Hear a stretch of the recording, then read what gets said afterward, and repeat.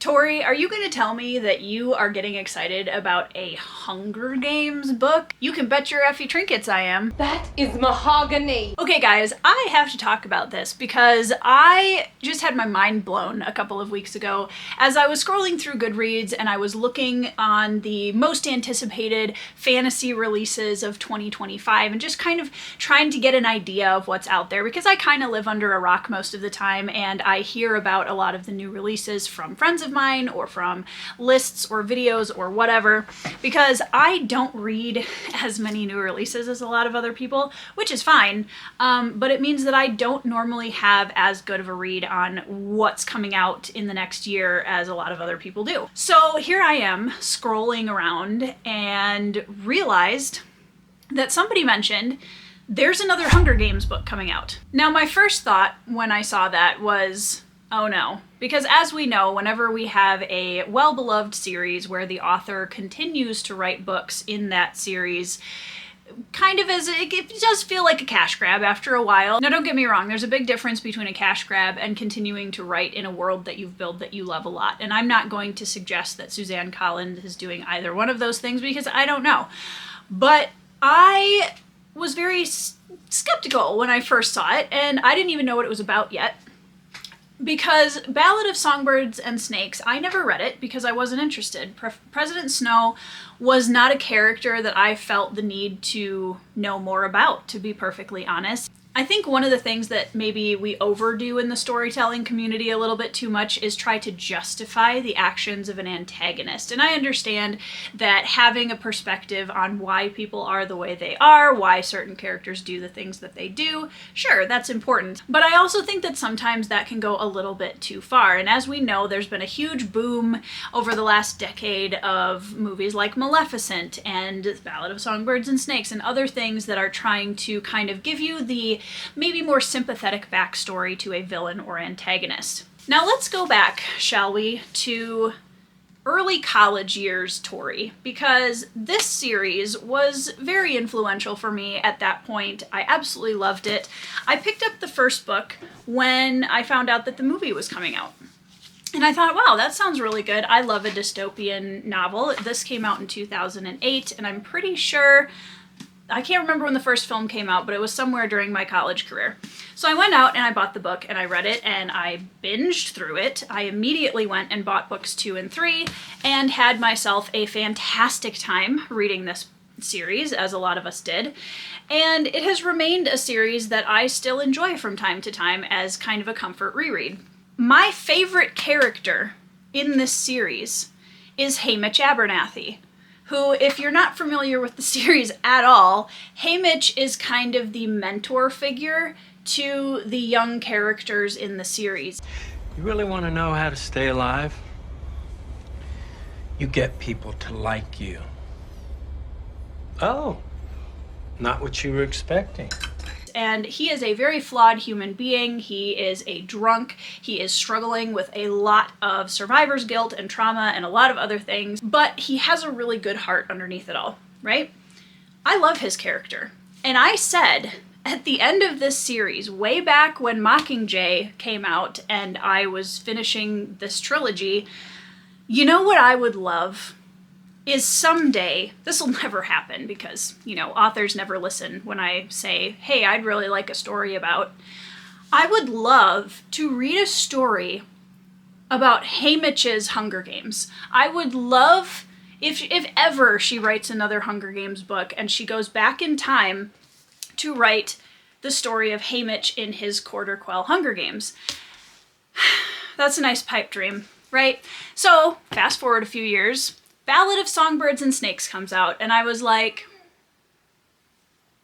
okay. Still haven't read it, haven't seen the film, have no idea. Like, I honestly can't be bothered. I really don't care that much.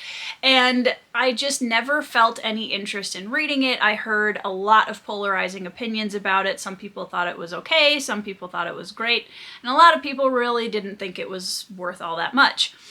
I don't know, haven't read it, so I don't have an opinion on that book specifically, other than the fact that I just never really felt interested to read more about President Snow. However, Imagine my surprise when I see there's another Hunger Games book coming out, and I'm like, oh, gee, I wonder who she's writing about this time. Click on the cover to read the synopsis on Goodreads, and the first thing I read is, as the day dawns on the 50th annual Hunger Games, fear grips the districts of Panem. This year, in honor of the quarter Quell, twice as many tributes will be taken from their homes. Back in District 12, Haymitch Abernathy is trying not to think too hard about his chances. When I tell you that I made a sound of excitement immediately upon reading that, I had to take a step back, you guys, because I was like, are you going to sit there and tell me that after almost 20 years since the first book came out, we are actually getting a Haymitch Abernathy Hunger Games novel? She heard the people, you guys. Like, she actually is writing a Haymitch Abernathy Quarter Quell Hunger Games book, and I am way more excited about this than I probably should be. So take from that what you will. But this series meant so much to me when I read it, and I still think it is a really solid YA dystopian fantasy series. And I loved dystopian fantasy at the time that these came out, and I still do. I love a good dystopian novel. And there were so many things about the characters that I really loved, and so many fun and unique, interesting things in the series. But Haymitch was always somebody that I wanted to know more out of everybody in the entire series to do a backstory on. Haymitch was the one where I was like, this dude deserves a backstory. I want to know how we got here with Haymitch. And she's doing it, you guys, and I'm so excited about it. And I surprised myself with how excited I was about it, because I didn't realize that whole desire for that book had kind of gone dormant over the years, because I didn't honestly think we were ever going to get one. So it just unlocked a younger reader part of me that has been sitting here desperately wishing for a Haymitch Abernathy novel forever.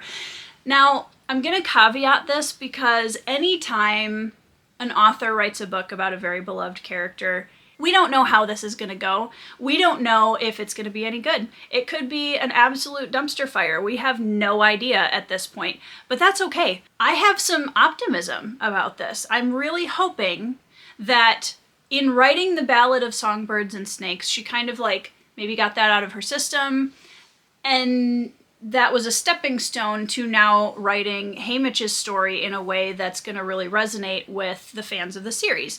That's my hope. I really want this book to be good, you guys. I really, really, really want this book to be good, because I want that nostalgia. I want to be transported back to those nostalgic vibes of when I first read Hunger Games and fell in love with these characters and loved Haymitch's character specifically was always so intriguing to me. And the fact that we're actually getting a novel about him makes me incredibly happy. And I'm just kind of basking in that for the moment, because it's not very often, I think, that a nostalgic series from a younger time period comes back with a book that we've been wanting for that long of a time period. It's great. I'm so excited about it. I'm cautiously optimistic. I'm not gonna lie. I think for this book, all she needs to do, she doesn't need to overburden it. She doesn't need to make a big, doesn't have to be big themes, so to speak. I think literally what would please me the most is if this is just simply Haymitch's story. I don't need it to have a bunch of bells and whistles. I just need it to be a good story about Haymitch and his quarter Quell and how he survived it and how he became the person we meet in the Hunger Games trilogy. That's what I'm looking for from this book, and I'm so excited about it. It comes out on the 18th of March, 2025, and what surprised me about this, especially in the community, is that maybe I'm just in the wrong circles, but I haven't heard a single person talk about this. And also, when I've talked to other people about it, they're like, it's about Haymitch? Like, I don't know if the Ballad of Songbirds and Snakes just kind of made everybody not care about subsequent books coming out in the Hunger Games universe or what, but I don't know, nobody I know is talking about this book. And I mean, that's not really a giant surprise because a lot of my circle reads primarily adult epic fantasy. So, you know, it's not really the niche that I'm in for the most part. But I'm really excited about this, you guys, and I would love to know if there's anybody else out there in my audience who's excited about the fact that we're getting a Haymitch novel, because this came out of the complete blue for me. I had no idea she was writing another Hunger Games book, and then finding out it was about Haymitch just made me so incredibly happy. I really hope that this goes well, and I will be reading it as soon as it comes out. I will be dropping everything to read this because I've been wanting this book for years and years and years. So I'm very excited about it, weirdly. Like, weirdly. But I wanted to share that with you guys because I didn't know if there were any people in my audience. I'm sure a lot of you also read and loved Hunger Games back in the day when it came out. It was such a comfort read for me during college. I think it was a really good kind of escape from the craziness that was classes and homework and all of that kind of stuff. So it definitely still has a special spot in my heart. And I'm looking forward to it. I'm really excited. So anyways, that was just my little random PSA about a Hunger Games book. So let me know down in the comments if you've read Hunger Games, if you loved it, if you hated it, who your favorite character is. Tell me all of the things down in the comments below. And check out my description box for all of my links if that's interesting to you. But yeah, let me know what you think about this. And what will make it a good installment in the Hunger Games universe for you as a reader? What are you looking, if you're excited about this coming out, what are you looking for from Sunrise on the Reaping? Okay, briefly before I go, can we just talk about this title for a second though? Sunrise on the Reaping?